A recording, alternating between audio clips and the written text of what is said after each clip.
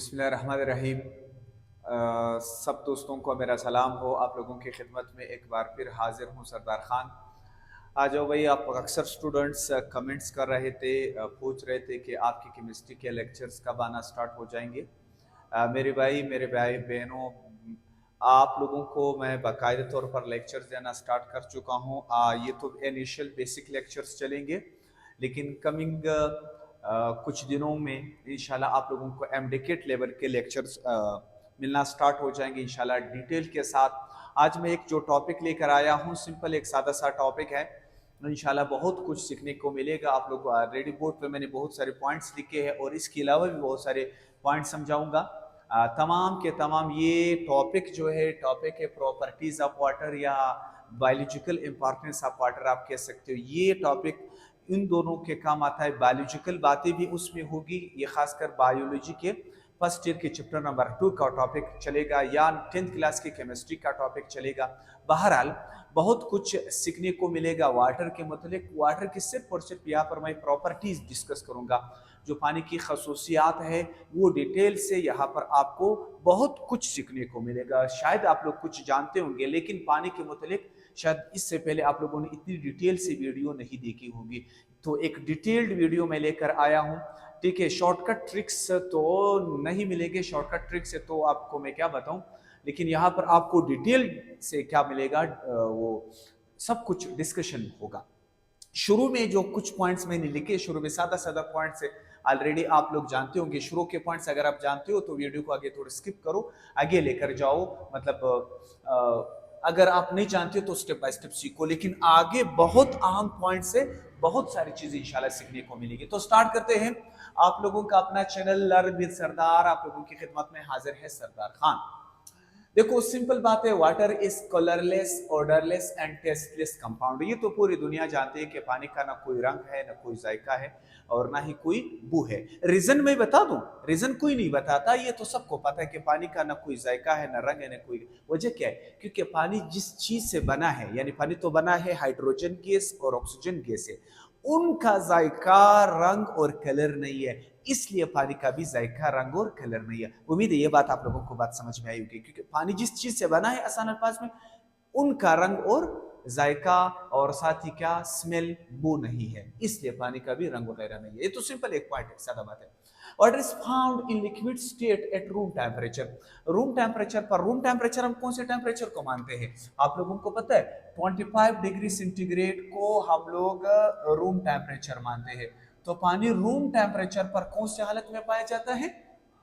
Liquid state में। गलती मत करना, कभी एक लफ्ज और इस्तेमाल हो चुका होगा, स्टैंडर्ड टेम्परेचर, ठीक है। स्टैंडर्ड टेम्परेचर, स्टैंडर्ड टेम्परेचर फिर 0 डिग्री सेंटीग्रेड को कहते हैं, ठीक है। रूम 25 को कहते हैं, स्टैंडर्ड कौन से को कहते हैं? 0 डिग्री सेंटीग्रेड को। और पता है 0 डिग्री सेंटीग्रेड पर पानी फिर सॉलिड हालत में है, यानी आइस की हालत में पाया जाता है। तो गलती मत करना, रूम टेम्परेचर पर लिक्विड हालत में, जबकि कौन से टेम्परेचर पर? स्टैंडर्ड टेम्परेचर पर यानी 0 डिग्री सेंटीग्रेड पर फिर सॉलिड हालत में है। लेकिन याद रखें पानी वाहिद कंपाउंड है। अगर ओवरऑल हम लोग जमीन के, आज जिस दिन आप वीडियो देख रहे हो, पानी इस जमीन में तीनों हालतों में पाया जाता है। मसलन यहाँ पर रूम टेम्परेचर समझ लो 0 से ऊपर है, तो यहाँ पर आपको पानी लिक्विड हालत में मिलेगा। लेकिन ऐसी बहुत सारे एरियाज होंगे जिसका टेम्परेचर 0 या उससे नीचे होगा। मसलन अंटार्कटिका का एग्जांपल ले ले, या नॉर्थ पोल और साउथ पोल का एग्जांपल ले ले। वो तो भी जमीन का हिस्सा है, लेकिन पानी वहां पर लिक्विड हालत में पाया जाता है। और आप लोगों को पता है पानी वेपर्स के फॉर्म में भी पाया जाता है। इसी जमीन के हिस्से मतलब फिजा में पाया जाता है, एटमोस्फेयर में पानी वेपर्स के फॉर्म में पाया जाता है। मतलब तीनों हालतों में पाया जाता है। पानी वाहिद कंपाउंड है जो तीनों हालतों में पाया जाता है। लेकिन मैंने रूम टेम्परेचर की बात करनी थी, इसलिए वो लिक्विड हालत में। चलो ये तो सिंपल बात है सरदार, ये तो हम लोग जानते हैं। आगे कुछ पढ़ो भाई, वीडियो बड़ी होने वाली। Molecular mass of water is 18 AMU। पानी का मॉलिक्यूलर मास कितना है? 18 AMU है। 18 कैसे आया? अगर आप लोग जानते हो बहुत अच्छी बात है, नहीं जानते मैं निकाल के देता हूं। ये देखिए 18 ऐसे आया। पानी का जो फार्मूला है आप सब जानते हो, H2O। H2O, इसमें हाइड्रोजन गैस है और साथ ही ऑक्सीजन गैस है। हाइड्रोजन का मॉलिक्यूलर मास या एटॉमिक मास आप कह सकते हो। हाइड्रोजन का एटॉमिक मास 1 है। तादाद कितनी है? 2 है, 2 मल्टीप्लाई होगा, सो 2 1s are 2। ऑक्सीजन का मास नंबर किसी को पता है? एटॉमिक नंबर नहीं, मास नंबर। मास नंबर 16 है। 16 मल्टीप्लाई होगा, तादाद कितनी है? 1 है। सो 16 1s आर 16, दोनों को प्लस करते हैं, 16 और 2 को जमा करते हैं, आंसर क्या आएगा? 18 आएगा कि नहीं आएगा? AMU एटॉमिक मास यूनिट, ये तो फिर अलग डिस्कशन हो जाएगी। बहरहाल एटॉमिक मास यूनिट आप लोग उम्मीद है जानते होंगे। 1 AMU जो है ना एटॉमिक मास यूनिट, 1 AMU जो है 1.67 मल्टीप्लाई बाय 10 पावर -24 ग्राम के बराबर है। मतलब ये एक स्मॉल यूनिट है, आप लोग जानते हो केमिस्ट्री में यूज होता है एटम का मास मालूम करने। देखो आप तो ये नहीं कह सकते कि पानी 18 किलो है, नहीं, पानी का जो मालिक्यूल है वो 18 AMU के बराबर है। एक स्पेशल स्मॉल यूनिट यूज होता है मालिक्यूल्स का मास मालूम करने के लिए या एटम का मास मालूम करने के लिए। उम्मीद है AMU के मतलब आप लोग बहुत कुछ जानते होंगे। खैर आगे जाते हैं। Molecular formula of water is H2O। Sir ये तो बच्चों वाली बात है, हम लोग जानते हैं पानी का मालिक्यूलर फार्मूला कैसा है? H2O है।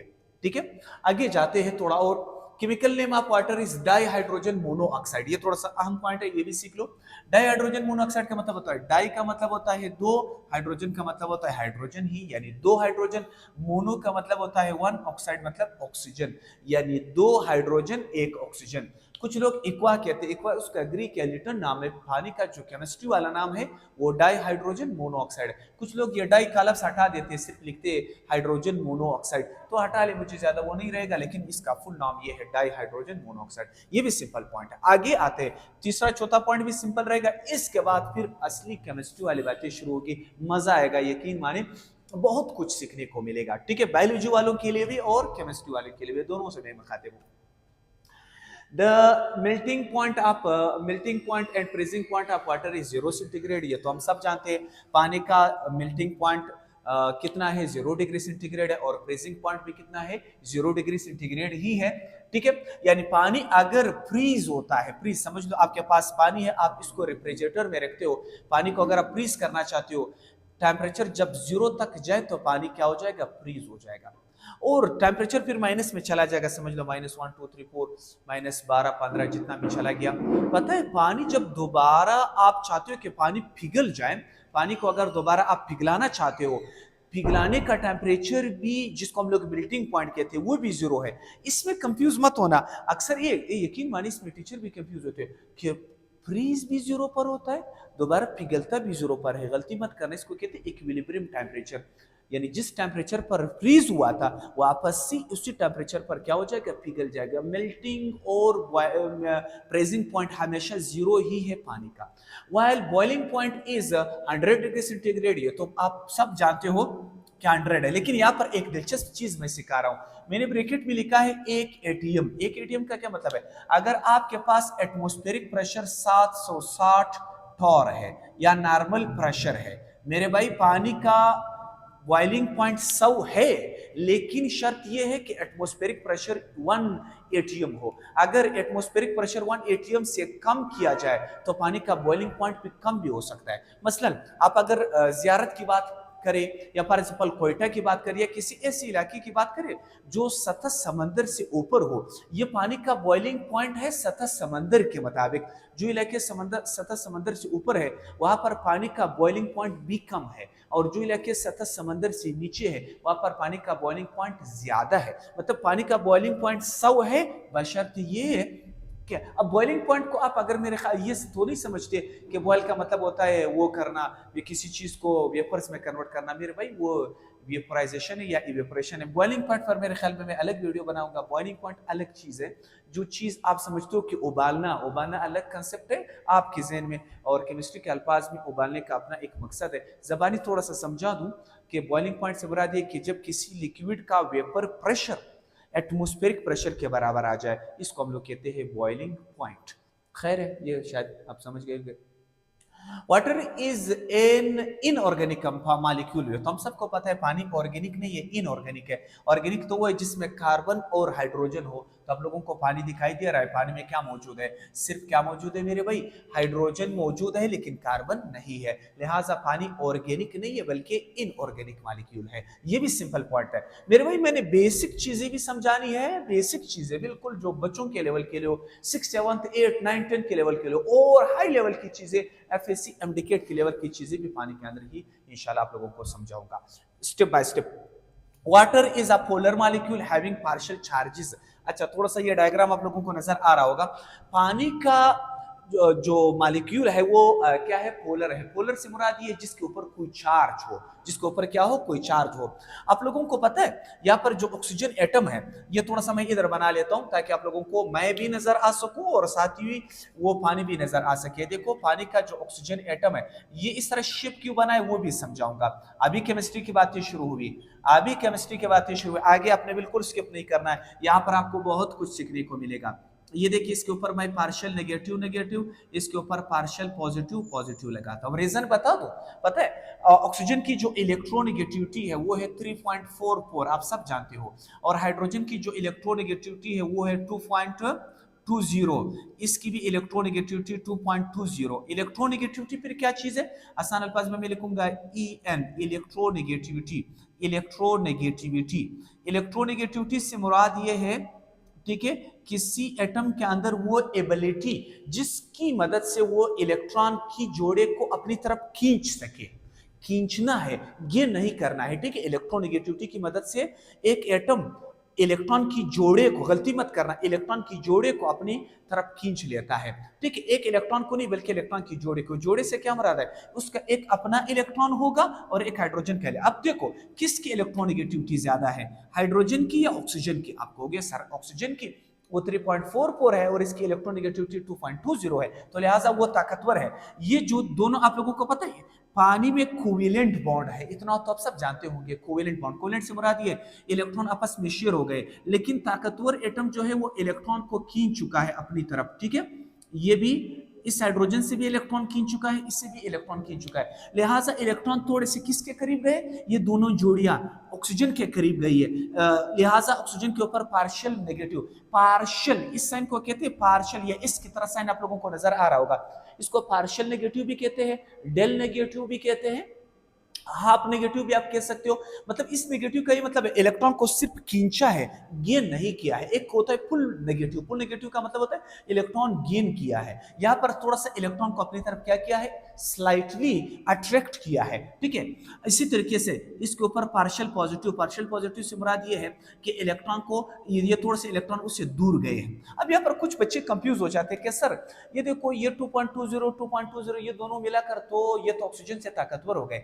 मेरे भाई यहाँ पर बहुत अहम चीज सीखो, इस बाउंड का इस बाउंड से कोई लेना देना नहीं है। ये अलग बाउंड है, ये अलग बात है, मतलब यहाँ पर इलेक्ट्रोनेगेटिविटी की अलग बात, यहाँ पर अलग बात। यहाँ पर भी ये ताकतवर, ये कमजोर, ये ताकतवर, ये कमजोर। उम्मीद ये बात समझ। तो इसके ऊपर double partial negative, partial negative एक इसकी वजह से आया, एक इसकी वजह से। यहाँ तक तो बात समझ में। ऐसा मॉलिक्यूल जिसकी एक हिस्से के ऊपर पॉजिटिव चार्ज हो, दूसरे हिस्से के ऊपर नेगेटिव चार्ज हो, यहाँ पर खासकर पार्शियल चार्जेस की यहाँ पर मैं बात करूँ, ऐसे मॉलिक्यूल को हम कहते हैं पोलर मॉलिक्यूल।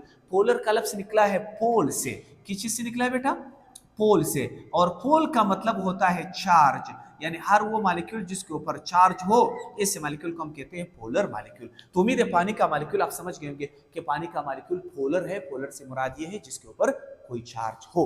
ओके, ये तो फिर सिंपल पॉइंट था, थोड़ा केमिस्ट्री का टच दिया। अभी आ जाओ केमिस्ट्री, अभी तो ओरिजिनल केमिस्ट्री आप लोगों को सीखने को मिलेगी। ये देखे, ये मैंने लिखा है water has tetrahedral geometry. Sir ये ज्योमेट्री क्या है, जमीन की पैमाइश। एफएससी वाले मेरे बात समझते हैं, खासकर वो फर्स्ट ईयर वाले, सेकेंड ईयर वाले तो बिल्कुल जानते हो कि ज्योमेट्री। और यहाँ पर मैंने लिखा है पानी वाटर है, थोड़ा सा मिट चुका है, एंगुलर, ठीक है, एंगुलर बेंट वी शेप। अब आप लोगों को एक बार ज्योमेट्री और शेप के दरमियान फर्क समझा दूं केमिस्ट्री के अल्फाज में। सर ज्योमेट्री मतलब जमीन की पैमाइश, भाई यहाँ पर जमीन की पैमाइश हम लोगों ने थोड़ी करनी है, ठीक है।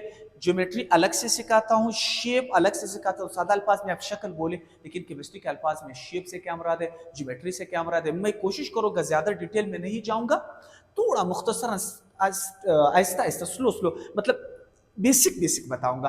अगर आप लोगों को चाहिए फिर मैं इस पर अलग से एक वीडियो बनाऊंगा कि ज्योमेट्री क्या चीज है और शेप क्या चीज है। फिलहाल इतना समझ ले कि ज्योमेट्री में दोनों चीजें शुमार होती है, bound pair plus lone pair, ये दोनों चीजें शुमार होती हैं। अगर बाउंड पेयर और लोन पेयर दोनों को आप शुमार करें, इसको कहते हैं जियोमेट्री। ज्योमेट्री। बाउंड पेयर क्या है? ये देखो इलेक्ट्रॉन के कितनी जोड़े ने बॉन्ड बनाए हैं, 2 जोड़े ने बॉन्ड बनाए। आप लोगों को पता है ऑक्सीजन के टोटल 8 इलेक्ट्रॉन्स है क्या नहीं है? ये तो सबको पता है। 2 के शेल में 6 एल में, आखिरी शेल में कितने हैं? 6 है। 6 में से कितने ने बॉन्ड बनाए? 2 ने बॉन्ड बनाए, 1 2। ये 2 इलेक्ट्रॉन तो हाइड्रोजन के हैं। कितने इलेक्ट्रॉन रह गए जिन्होंने बॉन्ड नहीं बनाया? 6 थे। 6 में से 2 ने बॉन्ड बनाया, कितने रह गए? 4 रह गए ना। इन 4 को हम लोग जोड़ियों की शक्ल में शो करते हैं। ये देखो एक जोड़ी ये है और एक जोड़ी ये है, इसको हम लोग कहते हैं लोन पेयर। एक एलपी ये है, दूसरा एलपी ये है, मतलब लोन पेयर लोन पेयर। अब कुल बता दो कितने बॉन्ड पेयर्स है? सर 2 बॉन्ड पेयर है। एक बॉन्ड पेयर ये है, दूसरा बॉन्ड पेयर ये है। बाउंड पेयर 2 बॉन्ड पेयर है। और कितने लोन पेयर है? बीपी तो 2 है, ठीक है, प्लस लोन पेयर कितने हैं? लोन पेयर भी 2 है। तो 2 और 2 मिलाकर कितने हो गए? 4 हो गए कि नहीं? जिसका आंसर 4 आता है। आप लोग जानते हो इसमें sp3 हाइब्रिडाइजेशन होती है। मैं हाइब्रिडाइजेशन की तरफ नहीं जाऊंगा, सिर्फ इतना बता दूं कि मेरे भाई ये हमारे पास क्या चीज है? ये टेट्राहेड्रल ज्योमेट्री आता है। टेट्रा की लफ्जी मानी है 4, हेड्रल मतलब फेसिस, 4 पेसिस बन जाती है। ये देखो एक पेस ये है, बोर्ड ज्यादा खराब होने वाला है। एक पेस ये है, तीसरा पेस और चौथा पेस, इसको कहते हैं टेट्राहेड्रल ज्योमेट्री। और शेप, पानी का जो शेप है, शेप में फिर क्या शुमार होता है? मैं थोड़ा सा उधर आप लोगों को ऊपर समझाता हूं।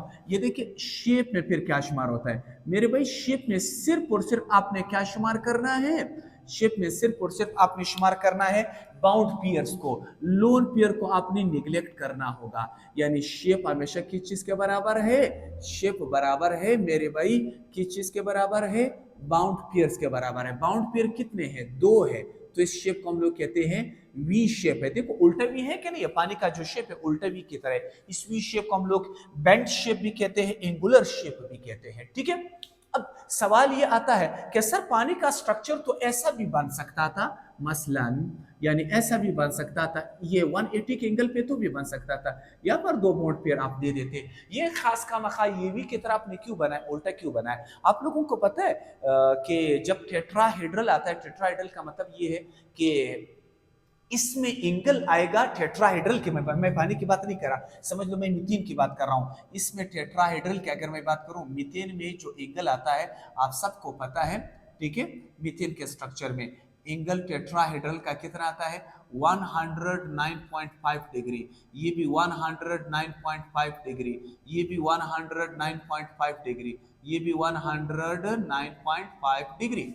सही है। ये 109 का एंगल आता है मेरे भाई। वो तो तब 180 का एंगल आएगा जब लीनियर शेप हो, मतलब 2 एटम ही जुड़े हो। लेकिन मतलब आसान अल्फाज में बता दूं, जिस तरह कार्बन डाइऑक्साइड में है, कार्बन डाइऑक्साइड में आप जानते हो कार्बन है बीच में इस तरफ। वजह क्या है? क्योंकि यहाँ पर कोई लोन पेयर नहीं है। आप लोग एक थ्योरी पढ़ोगे फर्स्ट ईयर में, जो लोग फर्स्ट ईयर पढ़ चुके हैं वो मेरी बात जानते हैं, विस्पर थ्योरी के नाम से, कि वो पेयर ज्यादा रिपल्शन करते हैं। लोन पेयर चूंकि आजाद होते हैं तो ये लोन पेयर ज्यादा रिपल करेंगे। वो दूर दूर रहना चाहते हैं, दूर दूर। तो लोन पेयर जितना ज्यादा दूर हो जाएंगे, यानी पानी में एंगल में नहीं लिखा है पानी का एंगल कितना है, वैसे हमारे एक्सपेक्टेशन के मुताबिक पानी का एंगल 109 होना चाहिए था। गौर से सुनो, पानी का एंगल 109.5 डिग्री का होना चाहिए था, लेकिन पानी का एंगल कितना आ रहा है? 104.45 डिग्री का। अप्रोक्सीमेटली 105 डिग्री का लिख सकते हैं, मतलब कम है। कम क्यों है सर? कम इसलिए क्योंकि ऊपर आप लोगों को लोन पेयर दिखाई दे रहे हैं। लोन पेयर एक दूसरे को रिपल करेंगे। वो एंगल ये समझ लो, ये दोनों लोन पेयर्स है, ये दोनों एक दूसरे को रिपल कर रहे हैं, दूर जा रहे हैं। नीचे का एंगल क्या हो रहा है? मेरे हाथों को देखो, मेरे हाथ ये दूर जा रहे हैं, ये ऐसा क्या आ रहा है? नीचे आ रहा है। तो नीचे का एंगल क्या हो जाएगा? दब जाएगा। नीचे का एंगल कम हुआ। ऐसे शेप जिसकी एंगल एक जैसे नहीं हो, इसको कहते हैं इरेगुलर शेप। एक होता है रेगुलर केमिस्ट्री की जबान में। रेगुलर का मतलब ये होता है जिसके सारे बाउंड एंगल बराबर हो। जिस तरह मीथेन में है, मीथेन को हम लोग रेगुलर कहते हैं, लेकिन पानी की शेप को हम लोग रेगुलर नहीं कह सकते क्योंकि इसके बाउंड एंगल मुख्तलिफ है। ये एंगल 100 कितना का आ रहा है? ये एंगल जो यहाँ और यहाँ के बीच में है 104.45 डिग्री का आ रहा है, जबकि ये एंगल और ये यहाँ पर भी तो एक एंगल मौजूद है। यहाँ पर एक एंगल इधर मौजूद है, एक इधर मौजूद है, एक वहां मौजूद है। ये एंगल सबसे बड़ा है। क्यों बड़ा है? क्योंकि वो लोन पेयर है, लोन पेयर ज्यादा है। इसके मुतालिक आप लोग एक थ्योरी अगर पढ़ चुके हो, विस्पर थ्योरी, तो आप लोग मेरे सही बात समझते होंगे। इसका मतलब ये कि जो लोन पेयर है वो बॉन्ड पेयर के मुकाबले में ज्यादा रिपल करते हैं एक दूसरे को, ज्यादा रिपल्शन से वो दूर जाएंगे तो वो एंगल तो बढ़ जाएगा, लेकिन लोन पेयर का एंगल जो है वो कम होता चला जाएगा। यहां तक उम्मीद है आप लोग मेरी बात समझ गए होंगे, क्लियर है?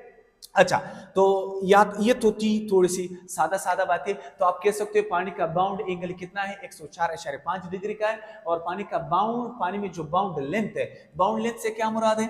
बाउंड लेंथ से मुराद ये है मेरे भाई कि बाउंड लेंथ से हम लोग कहते हैं कि भाई ये जो हाइड्रोजन और ऑक्सीजन के बीच में फासला है इसको कहते हैं बाउंड लेंथ। बाउंड लेंथ इसका कितना आ रहा है? 0.0954 एंगस्ट्रम आ रहा है। उम्मीद है आप लोग एंगस्ट्रम जानते होंगे। एंगस्ट्रम ये एक स्मॉल यूनिट है लेंथ का। 1 angstrom is equal to 1 multiply by 10 power minus 10 metre. ठीक है, तो ये इसका फासला है। फासला मतलब ये कि हाइड्रोजन और ऑक्सीजन के बीच में फासला या हाइड्रोजन और ऑक्सीजन के बीच में फासला, ये फासला इतना है। एंगल भी याद रखें और फासला भी याद रखें। ये फासला बहुत ही कम है। वजह ये है कि हाइड्रोजन